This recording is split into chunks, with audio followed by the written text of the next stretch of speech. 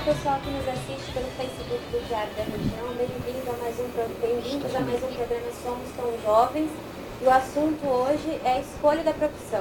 Existe hora certa, 17 anos é mesmo a melhor hora para escolher quando a gente está saindo do ensino médio. E agora também um assunto um tanto polêmico, que é a reforma do ensino médio, que vai obrigar o jovem a escolher pelo menos a sua área de atuação futura já mais cedo ainda. E para discutir esse assunto, a gente está aqui com um time de gente que entende dele.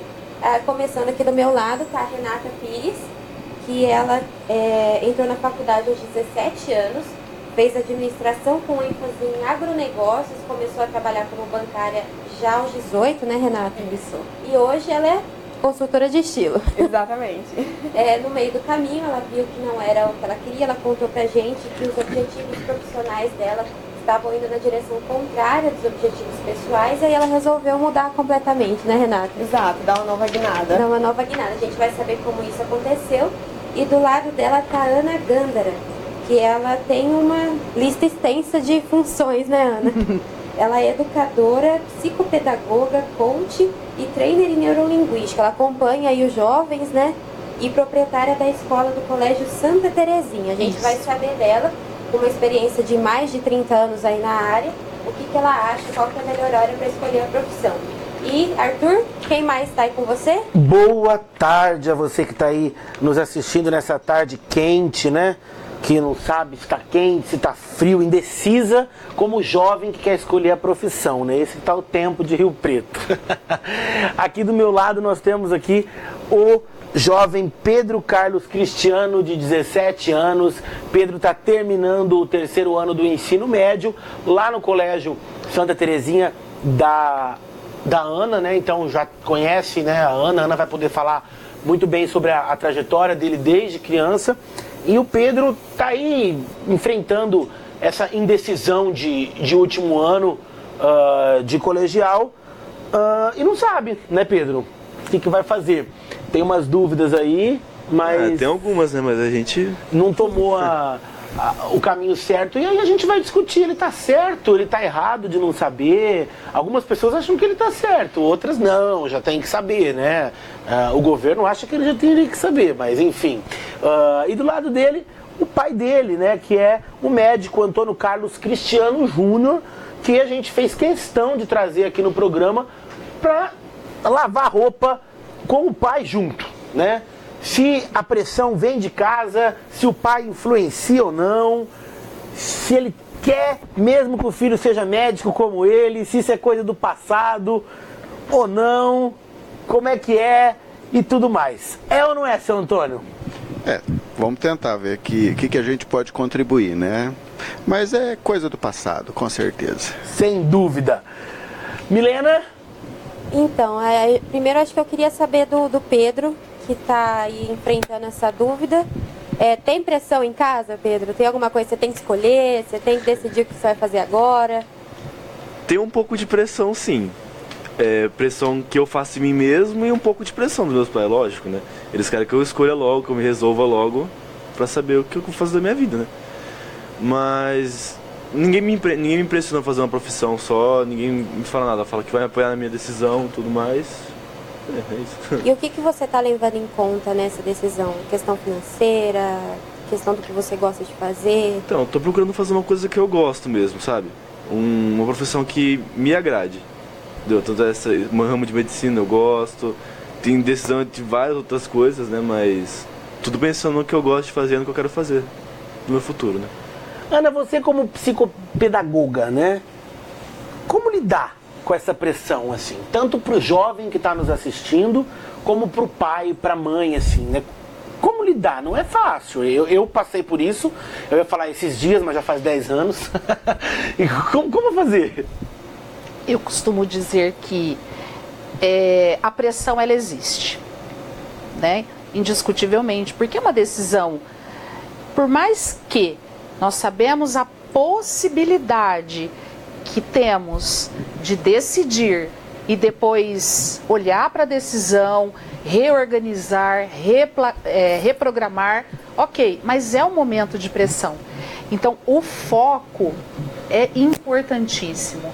E aqui eu falo no foco nem dizendo o foco no curso, mas o foco daquilo que você busca primeiramente enquanto pessoa.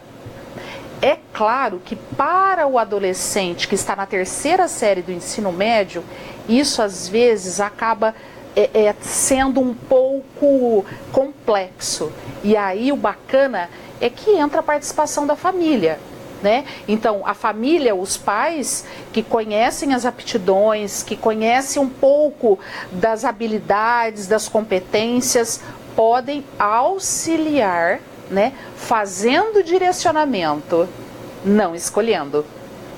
Então, quando há uma determinação familiar, essa pressão de fato, ela fica muito pesada. Ela fica muito pesada. Né? Então, não acredito que um jovem com 17, 16, 17, 18, 19 anos, num momento de escolha profissional, de vestibular, não acredito que tenha um jovem que fique totalmente na boa.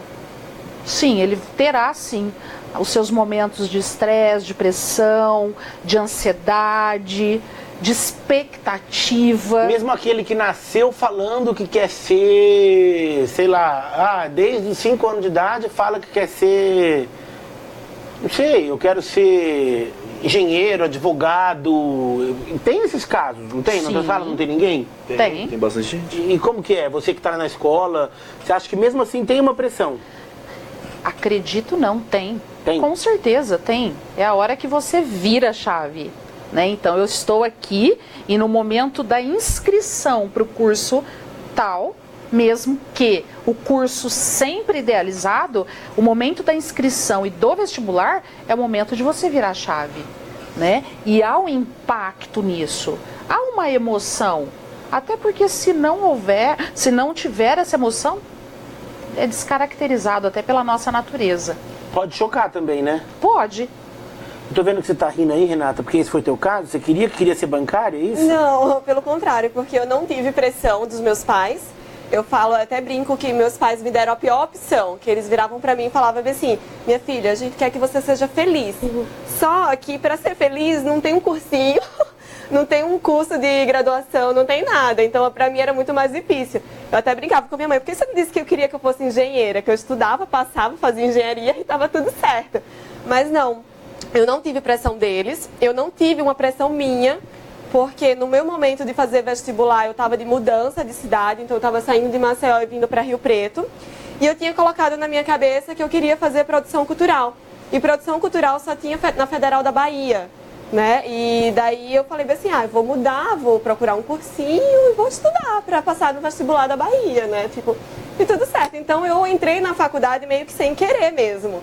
Porque a minha mãe falou assim, já que você vai pra lá, que você tá pensando em escolher o seu curso, por que você não entra em um curso, escolhe um curso, entra, para conhecer o que é uma universidade, o que é uma faculdade, você ter contato com outras pessoas que estão nesse mesmo momento. E foi assim que eu fiz, eu me inscrevi no vestibular de administração, numa faculdade particular de Maceió, e transferi o curso para cá.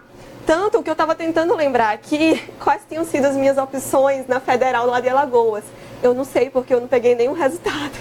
Olha. Se eu passei, eu não sei até hoje. Então, para mim, esse momento assim, foi tranquilo para mim. Eu realmente tive tanto a liberdade dos meus pais, como a tranquilidade minha em deixar o momento acontecer e me mostrando qual que seria o caminho. Acho que talvez por isso que talvez depois de um tempo eu tenha conseguido mudar também. E você falou que tinha uma carreira já bem consolidada, um salário bacana. Houve alguma pressão quando você resolveu mudar de carreira por parte da sua família? Na verdade, houve uma pressão quando eu decidi continuar. Quando eu saí do estágio do banco e consegui me realocar sendo efetivada, meus pais se preocuparam muito pela questão do estresse, que eles já percebiam em mim como estagiária um nível de estresse. Eu sou uma pessoa ansiosa, então eles viam o meu nível de ansiedade um pouco maior. E até pelo meu senso de responsabilidade, minha autocobrança. Então, houve uma preocupação deles de se realmente isso seria positivo para mim. Então, depois de mais 4 anos depois, quando eu resolvi sair do banco, mudar a carreira, houve um apoio total e eu acho que eles até respiraram um pouco aliviado. Isso é bacana. E o senhor, quais são as suas expectativas? O senhor falou que quer, né, que ele seja feliz, mais do que algum curso específico, né? Isso realmente é a grande preocupação de todos os pais, né? É que o filho seja feliz. Isso é fundamental. Mas eu entendo até quando há uma expectativa do filho também, esperando que o pai ou a família, de uma certa forma, dê um direcionamento, né? Fala assim, é como a Renata está colocando, me dá uma direção, né? Fala, ó, quer que eu seja engenheira? Dá uma direção. Eu acho isso muito complicado, porque aquilo fica marcado, aquilo realmente há até uma certa cobrança, né? Pô, por que eu não fui o médico? Por que eu não fui o engenheiro que a minha família quis, né? Então, eu me preocupo muito com isso. Eu procuro colocar para o Pedro o que eu percebo, ou não só eu, como a mãe, a gente, na família, o que a gente percebe que ele tem aptidão, que ele tem aquela veia correndo, tá? Aquela vontade. Se você fizer alguma coisa relacionada a essa área, provavelmente você vai se dar bem. Mas falar, ó, você vai ser médico como eu sou, ou você vai ser arquiteto como a mãe é, não dá para dizer, é complicado. Ele vai ter que fazer uma escolha. É talvez a escolha mais difícil no momento, e é um divisor de água. Tá? Ele vai ter outras decisões mais para frente também, tão difíceis quanto, mas essa é muito importante e numa fase onde a maturidade ainda não chegou, né? Ela está chegando. Seria tão mais fácil a gente pudesse escolher nossa profissão com 25, 26 anos, seria muito bom, tá? Mas aí você pode enxergar de uma outra forma, né? Perdi 9 anos, perdi 8 anos da minha vida para escolher uma profissão, né? Se for feliz, está valendo. Tá? O seu Antônio, o senhor estava falando aí que a maior preocupação do senhor enquanto pai é a felicidade. Sim. Tá, então, acho que é de todos os pais. Sim, né? Eu estava reparando aí no discurso da Renata, que ela falou que os pais dela estavam preocupados com o estresse, né? Isso está ligado à qualidade de vida, que é totalmente direcionado à felicidade, né? Agora eu quero que o Pedro me fale. Você acha que a maior preocupação do teu pai é realmente a felicidade? Eu acho que sim. Ele nunca me pressionou pra fazer alguma coisa. Ele só me fala, tipo, se você pode se dar bem nessa área não sei se você consegue estar muito bem, sabe? Avaliando mesmo as coisas que eu sei fazer já, entendeu? Ele nunca falou em financeiro pra você? Falou já. Óbvio, né? Ele não... Acho então que tem preocupação do financeiro também, né, pai? Pode passar. Tem, claro. Eu acho que inclusive na orientação que os pais podem passar para os filhos, exatamente isso, é uma delas, entendeu? Apesar de concordar com algumas colocações, que tudo que você faz, não importa a profissão que você fizer, se você fizer bem aquilo, o dinheiro é uma consequência de tudo que você vai fazer bem feito. Seja um bom profissional que não vai lhe faltar serviço, não vai lhe faltar uma boa situação financeira, tá? Bom, mas às vezes muita gente pensa, pô, então vamos fazer medicina, porque medicina você já começa bem. É bem verdade. Há alguns anos atrás, hoje nem tanto, e acredito que com o passar do tempo isso pode piorar bastante, tem várias outras áreas que vão ser tão boas quanto, tá? E para a medicina está piorando muito a todo dia. Então, não acho que a medicina é a única coisa no mundo para se fazer. Muitos pais fazem isso, né? E eu estou falando até por causa da minha própria profissão, a gente escuta isso todo dia, entendeu? E é uma profissão que ela tem, né, tradicionalmente, essa coisa de passar de pai para filho, né? Sim. A medicina. Sim. Né? Ela é até a falta de novos médicos, ela é questionada por isso, porque acho que entre todas as profissões, a medicina é a que mais você herda, né? Mas a medicina está mudando muito, assim como tudo no mundo. Hoje eu costumo dizer que os jovens já nasceram multifunção, né? Eles não fazem uma coisa só, eles fazem várias coisas. E as profissões vão ser assim também no futuro. Você vai se formar, mas você vai ter que ter outras qualificações para exercer bem sua profissão. Olha só, esse gancho é bacana. Ana, não, ela tem microfone. Você acha que o jovem de hoje, ele estaria preparado para isso? Para ser multi? Eu acho que ele está a caminho. Que mas falta? Preparado não. que falta? Eu acho que, de fato, essa vivência, né? Essa vivência a partir das suas escolhas. Veja, antigamente, quando um aluno chegava na terceira série do ensino médio, eu estou falando bem antigamente, vamos pensar aí, 25, 30 anos. Depende do jeito que se olha, bem antigamente, depende não. Porque se você pensar 30 anos já não era mais ditadura, então Sim, nós já temos, né? Ainda é democracia. recente. Mas, por exemplo, vamos colocar há 30 anos atrás, um aluno, quando ele chegava na terceira série do ensino médio, ele tinha ali um leque de opções, onde havia o começo e o fim das opções. Hoje já não é bem assim. Né? Hoje você vê o começo, mas e o fim? Né? Por exemplo, o ano que vem, no momento desse já de decisão de alunos para o ensino médio, haverão cursos que até agora não foram cogitados. Assim como o ano passado não tinham cursos, por exemplo, que esse ano, né? E então eu vejo que esse número de informações, hoje a gente trabalha com um fluxo de informações muito rápido, muito fácil e chega até ser confunde em alguns momentos. Então acredito que isso para o jovem também é um fator complicador para este momento de escolha.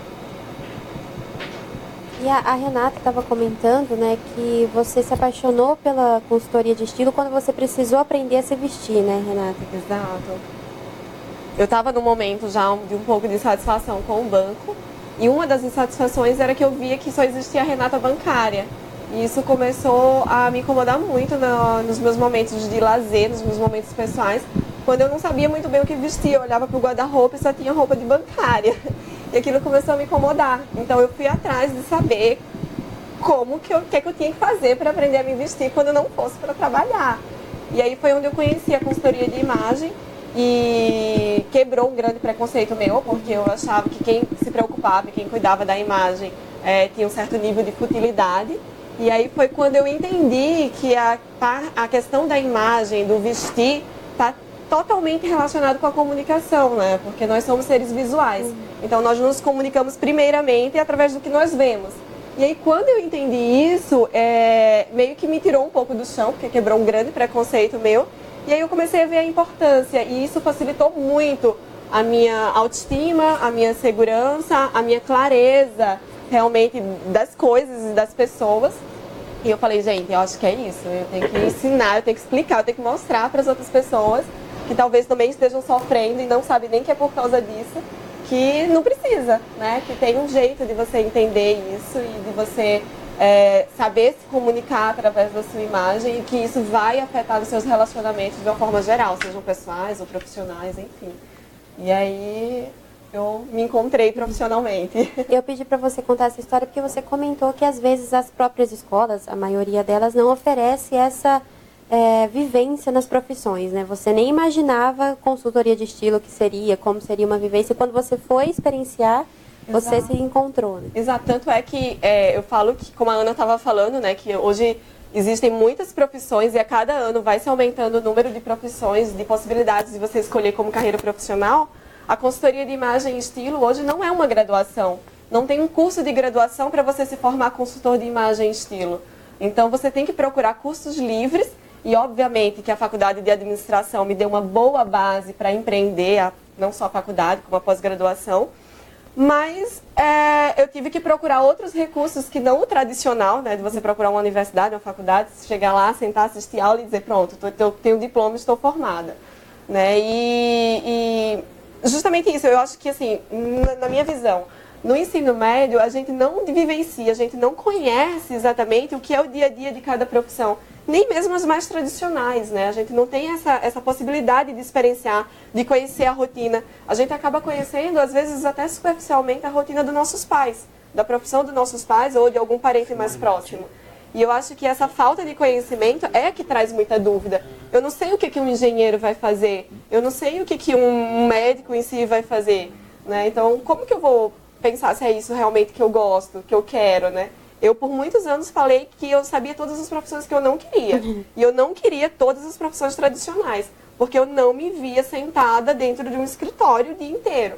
E eu fui muito feliz, né? Muitos anos da minha época de banco, e eu gostava muito de fazer aquilo ali.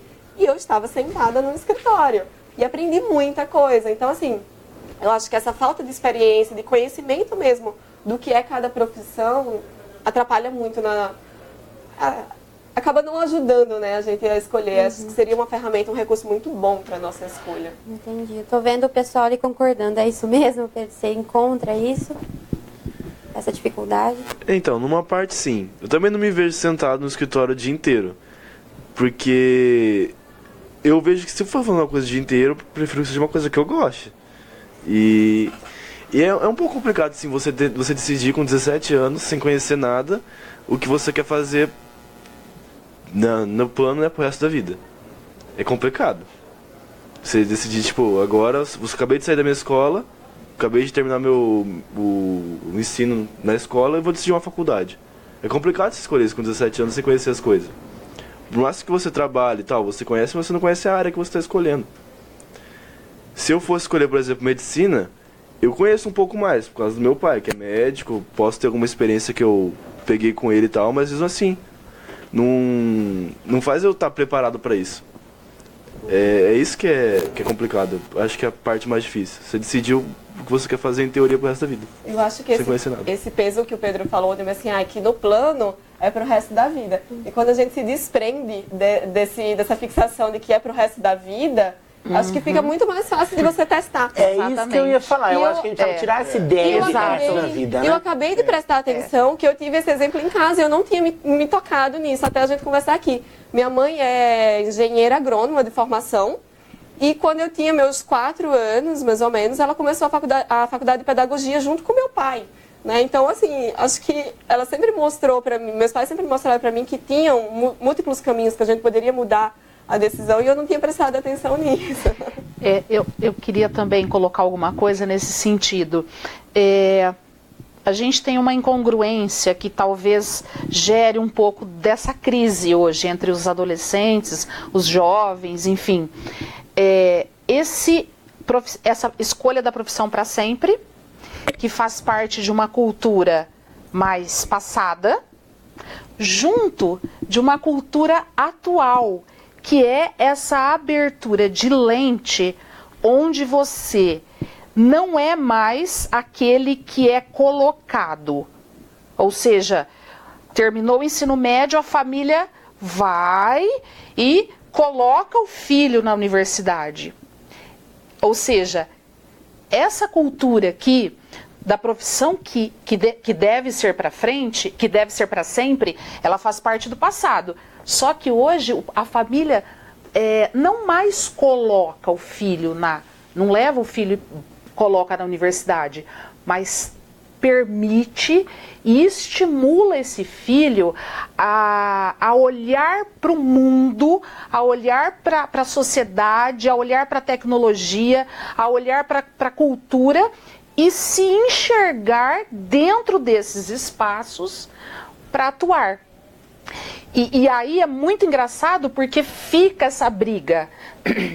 A profissão tem que ser para sempre, mas na prática, a prática que está à nossa frente, não tem nada que esteja conosco hoje que a gente possa olhar e dizer, isso aqui é para sempre. Nada. O fato é nós estarmos aqui, por exemplo, nós estamos numa transmissão ao vivo de um jornal impresso. Imagina isso? É impresso e multimídia, né? O diário já não é mas o diário, O segredo está no multimídia. No multimídia. Tem que ser Mas multimídia. quando o diário começou, ele era só impresso. Quando ele começou, isso, o que eu quero trazer é isso. Quando ele começou, ele era o quê? Ele era um jornal impresso. Como que nós tínhamos acesso ao Diário da Região? No papel. Indo na banca e comprando o jornal. Sim. Mas qualquer um aqui que fez uma faculdade, sabe? Ou que não fez até, tem muita coisa. A vida ensina muita coisa. E a faculdade faz parte da vida. Então você pode começar uma faculdade hoje, começa a tua vida e você vai amadurecer, você vai ter outra visão de vida. Se você se formar naquilo lá, se você vai exercer ou não, se você vai se formar advogado e vai ser advogado, a decisão é sua. Você pode ser se formar advogado e ser um ótimo jornalista. É isso que eu queria falar. Eu acho que a gente precisa de mais conscientização disso que a gente está falando e menos pressão. Porque, por exemplo, a situação está mudando. Está mudando porque quando eu entrei na faculdade, há quase 10 anos, eu fiz letras. Né? Eu tô saindo da segunda faculdade. Quando eu entrei na primeira faculdade, metade da sala, ou pelo menos 30%, falava, eu tô fazendo letras, mas eu não sei se é o que eu quero seguir. Mas então por que você está aqui? Porque eu quero aprender com o curso. Pelo menos 3 pessoas, 4 da minha sala de letras, eu sei que hoje está fazendo outro curso. Ou então fez uma especialização, ou partiu para outra área na prática, entendeu? E isso é legal, porque a pessoa não fica com aquela obrigação de que há 20, 30 anos ia ter que ficar obrigado trabalhando com aquilo, né? E foi o que eu fiz, entendeu? Eu, por exemplo, passei 4 anos fazendo letras, me formei, trabalhei 2, 3 anos, dava aula em 5, 6 escolas, vivia aquela profissão intensamente, e depois falei, não, agora eu vou começar jornalismo, e tudo de novo, entendeu? Mas em nenhum momento, às vezes a pessoa chega, quando eu comecei a fazer jornalismo, você perdeu 4 anos de letras. Não, eu não perdi, entendeu? Eu ganhei, né? E eu acho conhecimento, você ganhou vivência, você ganhou experiência, você está mais maduro, você vai conseguir desenvolver uma profissão muito melhor do que aquele teu companheiro que começou ontem, né? E a visão de mundo, né? Essa visão de mundo, ela é muito, muito importante hoje. Nós, voltando lá na visão do passado,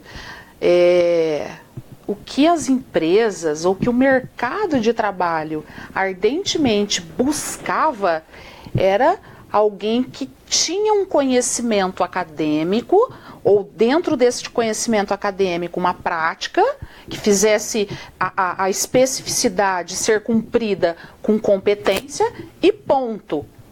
Hoje, o mercado de trabalho, ele busca profissionais com inteligência emocional. Aquele que sabe de si primeiramente, para depois interagir.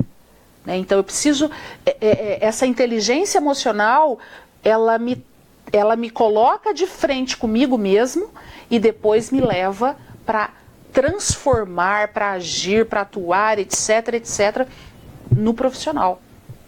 Então quando a gente fala do jovem que que passa por este momento, e eu costumo dizer assim, se possível, e com a minha torcida, que faça faculdade e que faça faculdade fora da casa dos pais. Nossa, eu sou completamente a favor disso.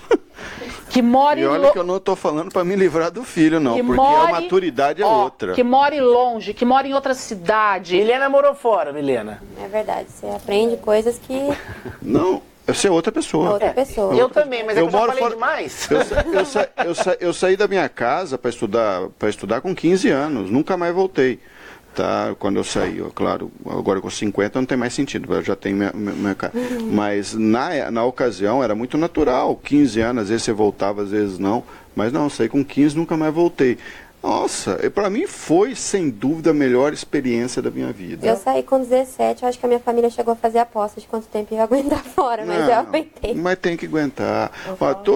Todos que saem, que têm a oportunidade, que eu falo isso como uma oportunidade. Porque muitas vezes os pais até não têm uma condição de manter os filhos estudando fora, porque, queira ou não, hoje a maior parte das faculdades são pagas, e você tem a despesa de pagar a faculdade, a despesa de pagar a moradia fora, e isso se dilui quando você traz a criança, o rapaz, o estudante para dentro da tua casa, que dilui na família e vai se levando ali. Agora você manter, tem que pagar um outro aluguel, um outro condomínio, etc., alimentação e tudo mais, isso pode pesar. Então há uma tendência hoje de se puxar o filho para ficar em casa, forçar ele a ficar em casa. Muitos filhos, eu tenho colegas meus que passaram em faculdades de vários outros, de cursos fora, e que tinham curso aqui transferiram. Por que isso? Por quê?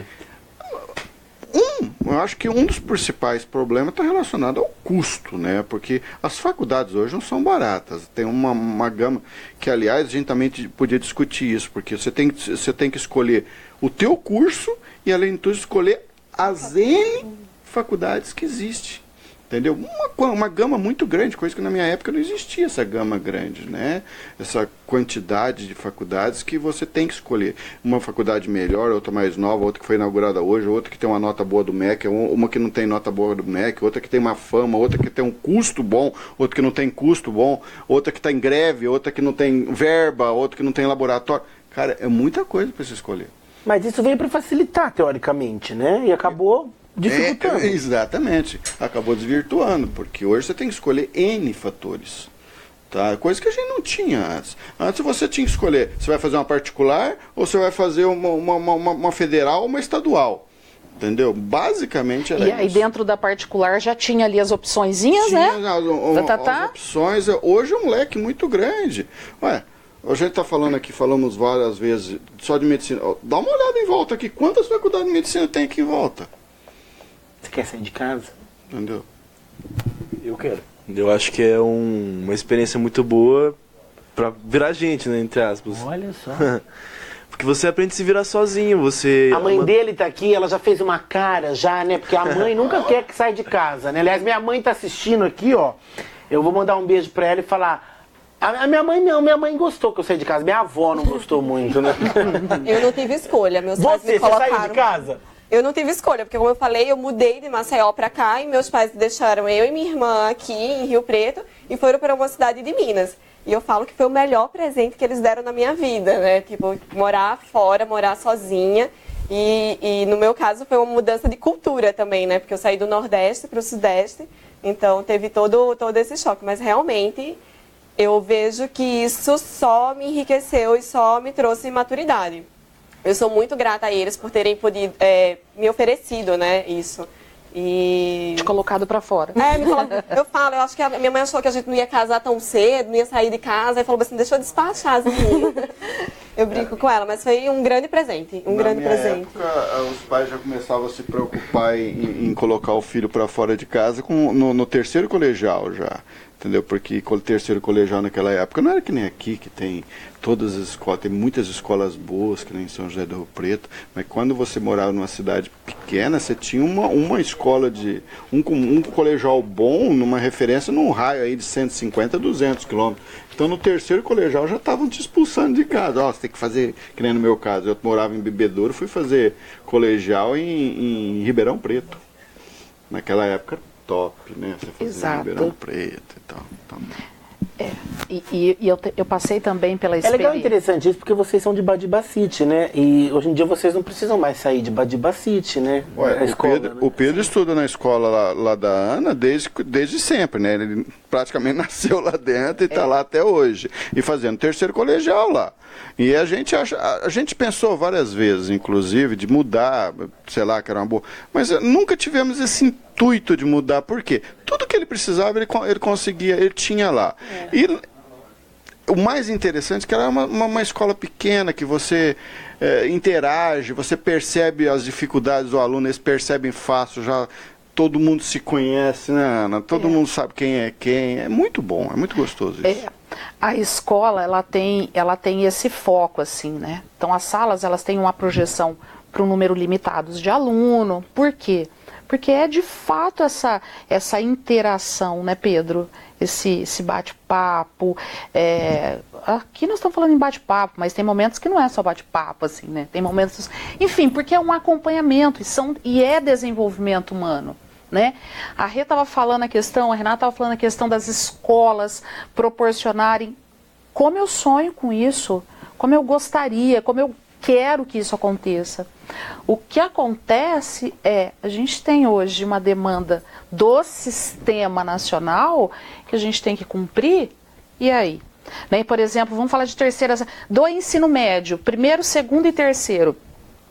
A gente tem uma grade curricular dessas 3 séries que é cobrada de uma forma ferrenha pelo sistema, onde, a partir da primeira série do ensino médio, você tem um vasto conteúdo programático para cumprir, porque senão esse aluno ele não fica apto para o Enem, não fica apto para o vestibular, etc, etc, etc. Ou seja, né? E aí vamos falar da pimenta do programa. Ó, o programa já chegou a 35 minutos. Quando chega a 35 minutos é porque tá bom, tá? Porque senão, às vezes eu olho lá e falo, quanto tempo foi? Eles falam 27. Aí eu falo, ixi, ainda tem que rolar pra chegar nos 30. Quando eu pergunto e falo 35 é porque ultrapassou, então tá bom. Não, mas agora vamos ficar mais, vamos chegar nos 40. Ó, você tá falando aí de cronograma do ensino médio. É pra todos nós aqui. Vamos falar da reforma do ensino médio. É a pimenta do programa agora. Vamos apimentar aí. Vocês mandem comentários aqui. Eu tô vendo o pessoal comentando aqui, ó. O Gabriel Previdente Costa foi meu professor, o Gabriel, viu? O programa está excelente, meu amigo. Quero mandar um beijo pra ele e pra Malu, a mulher dele. Eles trabalham lá na escola. Ele trabalha, os dois. Então, um grande abraço pra ele. E você tá falando aí de cumprir o conteúdo programático do ensino médio, né? E a reforma? Ela não viria para auxiliar esse conteúdo programático? Para aliviar essa relação aluno-professor? Para destinar os caminhos do formando? Na verdade, a reforma, ela tem uma intenção boa. Mas o método Acho que o Pedro tá super apto. Vamos lá. Aquele bate-bola escola-aluno. A intenção é boa. A intenção que é você se direcionar para algo que você tem mais aptidão. Mas a forma de execução não é boa. Por quê? Porque ele te priva de outras matérias. Ele faz com que, por exemplo, muita gente que não faz o que deveria fazer em sala de aula, não presta atenção em nada, vai optar por não fazer uma matéria que é muito necessária. Por exemplo, sociologia, filosofia. É muito bom para você crescer aqui dentro, na cabeça. Entendeu? Não só crescer só matemática aqui, por exemplo, matemática sendo obrigatória, português, entendeu? Não é só feito de matemática as coisas. Ou seja, as disciplinas que trazem a possibilidade, né, Pedro, de fazer o aluno pensar, vão ser opções. E também você tem que escolher o que você vai fazer antes, né? Mas eu acho que também Sim. o mais interessante é que todo mundo pensa na reforma na parte mais estrutural, mas ninguém pensa na reforma de como ensinar matemática, de como ensinar português. Porque Boa. até hoje tem coisas na matemática que eu aprendi vivendo, precisando fazer alguns tipos de conta, que eu falo, gente, era isso que o professor queria me explicar e eu não entendia?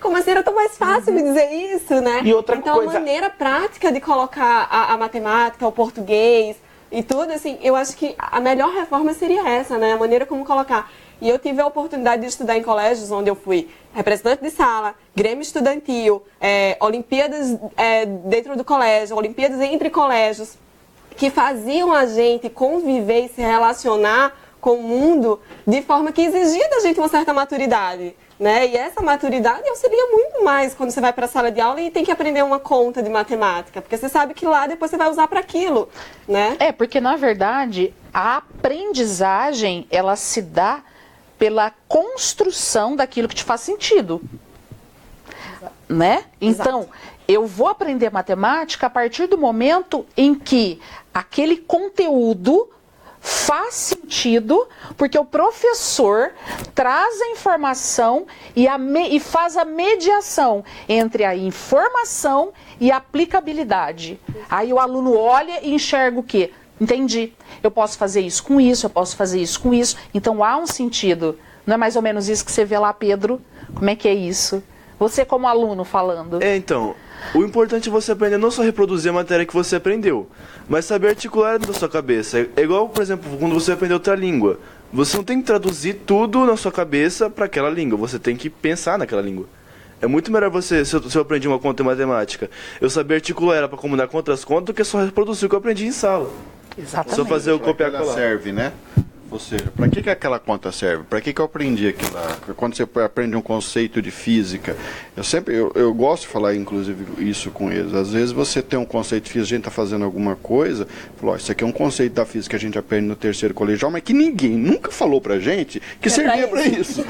Exatamente. É claro que a gente sabe que tem algumas escolas que já mudou isso, que não é tão assim. Mas eu falo que eu acho que a fixação com o vestibular fez algumas escolas voltarem para esse sistema de ensino nada prático, né? Tipo, exatamente. Até pouco racional, né? Mas sabe, eu não consigo entender. Eu posso até falar isso enquanto mantenedora e enquanto assim eu sou uma mulher defensora dessa aprendizagem por significados, por sentido, pela mediação do conteúdo e não pela construção e não pela decodificação.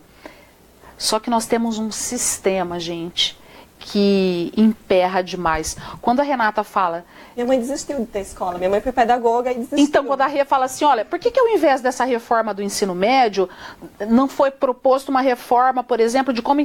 Eu concordo em gênero, número e grau. Porque, assim, o sistema, eu tenho que preparar o meu aluno, eu tenho, entre aspas, que preparar o meu aluno para que ele esteja apto, até em conteúdo, até o meio do ano da terceira série do ensino médio dele, para ele prestar vestibular. Não é uma formação humana, às vezes, né? Voltada para a felicidade, como a gente E é uma luta para isso, sabe? É uma luta. Por exemplo, lá no colégio a gente tem tudo isso, a gente tem vários bate-papos, enfim. Porém, como é difícil fazer valer, de fato, essa questão humana num sistema que cobra outras coisas. E tem outra coisa também, né? A dificuldade que existe do aluno adolescente entender o porquê daquelas disciplinas e de maneira geral, né, a dificuldade da sociedade em entender a associação das disciplinas com a profissão. Porque esse papo que a gente está tendo aqui tem tudo a ver com a escolha da profissão.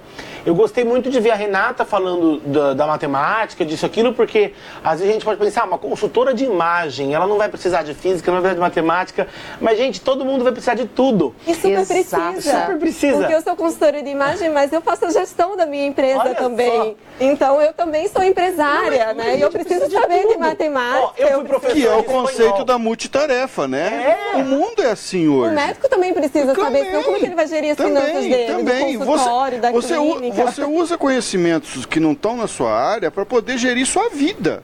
E se você não fizer isso, eu falo que a vai ficar educação pra trás. financeira devia começar na primeira série do ensino fundamental. Olha, Eu fui professor de espanhol. Concordo com você. Vocês imaginem, a minha aula era mais difícil de eu conquistar os alunos, porque espanhol pra quê, entendeu? A gente já sabe inglês e outra. Aí eu tentava fazer o quê? Você já sabe em língua, ou você já acha que sabe em língua? Vamos pela cultura, então. Porque a cultura, ela entra de um modo na tua vida que você vai transferir aquilo para os outros setores, né? Multidisciplinariamente falando, que você não se dá conta. E conhecimento nunca é demais. Entendeu? É muito nunca. mais fácil pela não cultura, ocupa né? espaço. Muito mais. Não pesa. Aí você associa com história, você associa com tudo. Pra onde você for, entendeu? Aí de repente você vira um jornalista e aí E você a vai fazer gente uma faz conta de matéria. matemática 8 Você em já cada sabe. 10 dias que a gente trabalha. Então, Né? isso. fazer uma porcentagem. Pois todo é. santo dia. É nessa hora que você tem que ser... Hoje, conhecimento é tudo. A gente está falando de conhecimento, e adquirir conhecimento. Escolha de uma profissão é um momento que você está escolhendo qual o conhecimento que você vai adquirir para poder, o resto da tua vida, exercer uma profissão, né? Porque nada mais é do que isso, né? Você vai aprender uma profissão. Mas eu acho que, acima de tudo, que o estudante tem que pensar, eu acho que ele tem que aprender a viver, conhecer a vida e saber que a vida não é só aquele momento, é tudo que ele vive em volta, entendeu? Tem várias coisas que na faculdade ele vai ter que aproveitar, que nem você disse, até o DA faz parte, os movimentos estudantis, tudo isso faz parte da formação do estudante. E isso é que ele tem que viver muito. Então é isso, gente. O bate-papo foi ótimo. Uma pena que a gente tem que encerrar, porque mais perguntas existem. mais dúvidas tem, eu tenho certeza que o pessoal aproveitou bastante. Foi uma aula aí, falando em educação, foi uma aula de como não se desesperar nesse momento. A gente agradece, né, Arthur? Nossa, sem dúvida, foi ótimo. Eu queria só, antes de terminar aqui, teve uma pessoa que deixou um comentário aqui, a Neuza Matheus Locatelli. Alguém conhece? Não. Ela deixou, acho que ela tá perdida, mas seja bem-vinda aqui, ó. Ela colocou assim: feliz dia dos avós, Dona Preta, a melhor vovó do mundo, ó. Maravilhosa, seja bem-vinda aqui, ó. Eu não sei se é vó de alguém, se não é também, que a sua avó Preta tem um dia da avó maravilhoso, que hoje é o dia da vovó aí, pra todos vocês. Gente, muito obrigado pela participação, o programa foi ótimo, quando extrapola o tempo é ótimo, tá? E é isso aí. Marco, extrapolando só mais um minutinho, uma palavrinha aí de cada um sobre... Um conselho. Um conselho aí sobre isso daí, né? Pra gente escolher a profissão, seguir esse caminho. O que você fala aí, jovem? Você que tá meio ano aí. Minha última pergunta, vocês já pensaram o que vai acontecer se você até o final do ano você não escolher? Falta um pouquinho aí para as inscrições do vestibular, pouquinho. O que vai acontecer aí se você não decidir, se você continuar em dúvida? Essa é uma pergunta complicada. Mas eu vou pelo que eu mais tenho certeza que eu quero fazer, entendeu? Por exemplo, medicina. Eu gosto muito, estou estudando bastante para isso.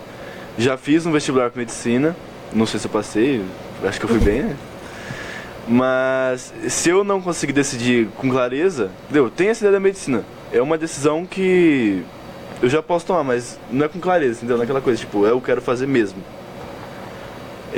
Mas é isso, se eu decidir outra coisa, eu ponho outra coisa, não sei. E também não precisa ser agora, igual a gente tava falando aqui, não precisa ser agora. E qual que é o seu conselho para quem tá vivendo esse momento? É justamente isso, não precisa ser agora. Não precisa se estragar todo, ficar estudando de madrugada todo dia. Vai com calma, vamos primeiro na saúde física, né, mental, emocional, porque senão não vai conseguir fazer nada. E o senhor, seu Antônio, qual que é o conselho como pai? Como pai, o que eu diria é o seguinte: é uma fase muito difícil. A gente tem uma tendência a cobrar do filho sim mais empenho todo dia. A gente prefere que ele se empenhe um pouco mais. Então, eu aconselharia ele a se empenhar. Estude para fazer o melhor, sempre. Estude o melhor, dê o seu melhor, porque a escolha, se não acertar agora, você vai acertar depois. Mas faça o seu melhor, sempre. Faça o seu melhor agora, depois, em qualquer profissão, em qualquer coisa que você for fazer na vida, faça o seu melhor, porque o resto é consequência. Você, Ana? Acredite em si. Acredita nas suas percepções, nas suas intuições, nos seus desejos, nos seus sonhos, né? Siga seu coração. Siga seu coração. Apesar de tudo, siga seu coração. E muitas coisas não são para a vida inteira. E Renata? Eu acho que é bem nessa linha também, que nada é fixo, então experimente, com responsabilidade, nem ele estava falando, acho que a gente tem que fazer tudo com responsabilidade, né? Tem que fazer o vestibular, vamos fazer o vestibular. Pode não ser o que você vai escolher para a profissão, mas faça com responsabilidade, se empenhe, estude e aprenda essa experiência, mas que nada é fixo e que tudo pode mudar. E experimente. Acho que não tem problema, né? Experimentar faz bem. É isso aí. Gente, muito obrigada de novo pela presença de vocês, pela paciência. E é isso aí, pessoal. Agradecemos pela audiência, pelos comentários. Feliz Dia dos Avós para todo mundo que é avô, para todo mundo que tem um avô. E muita calma aí na hora de escolher a profissão, né, Arthur? Sem dúvida. Quer participar do Somos Tão Jovens? Manda um recadinho pra gente aqui no Face do Diário da Região, no WhatsApp, né? Que a gente traz você aqui, tá? Temas, estamos abertos a sugestões. Espero você. Um abraço, até semana que vem.